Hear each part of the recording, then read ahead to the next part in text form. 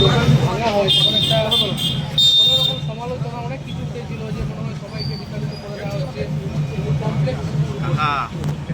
কাউকে ভাঙা হয়, যারা বসেছিলেন তারা গভর্নমেন্টের পিডব্লিউডি রাস্তার উপর ছিলেন। আমরা সেদিন আমি আবু কালাম বক্স, বিপুল মাইতি, কিঙ্কর মাইতি, আমাদের পঞ্চায়েত, আমাদের প্রধান, আমাদের পঞ্চায়েত সমিতির যে মৌসুমি, আমাদের সহকারী সব জড়ো করে বলেছিলাম যে একটু জায়গা দিন, রাস্তাটা হয়ে যাবে, তারপরে আপনাদের পুনর্বাসন মমতা বন্দ্যোপাধ্যায় করবেন। মমতা বন্দ্যোপাধ্যায় কখনো কারোর চোখে জল ঝরান না। দেখুন, মন্ত্রী মহোদয় নিজে উপস্থিত, 5,41,00,000 টাকার প্রজেক্ট স্যাংশন। অনেকে বিশ্বাস করতে পারেন এরকম হবে, সত্যি হবে, হয়ে গেল। আজকে মাননীয় মন্ত্রীর হাত দিয়ে ভিত্তিপ্রস্তর স্থাপন হয়ে গেল। এই প্রজেক্ট মঞ্জুর করে সুইচ টিপেছিলেন মমতা বন্দ্যোপাধ্যায় যেদিন মেদিনীপুরের মিটিংয়ে এসেছিলেন। আজকে রূপ পেতে চলেছে।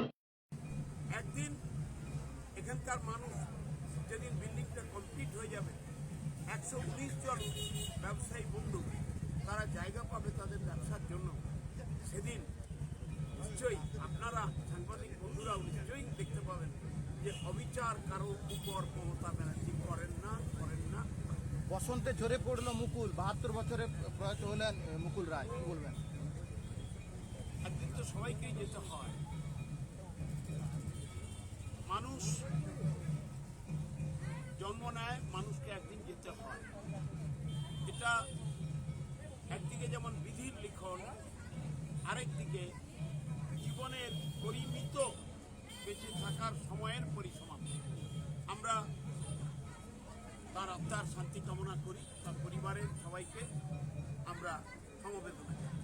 তারা পশ্চিম মেদিনীপুরে ইদানিং গুজবটা খুব উঠেছে, কেসিআরডিতে একবার মৃত্যু হয়েছে, তো আপনার রাজনৈতিকভাবে এটা হচ্ছে সমাজসেবী সংস্থাগুলো, রাজনৈতিক দলগুলো, প্রশাসন এবং পুলিশ যৌথভাবে এবং সমস্ত রাজনৈতিক দলের দায়িত্ব আছে এই গুজবের বিরুদ্ধে রুখে দাঁড়ানো এবং প্রচার করা মানুষকে এগুলো গুজব, এতে কান মানুষরা আপনার কাছে কিভাবে আবেদন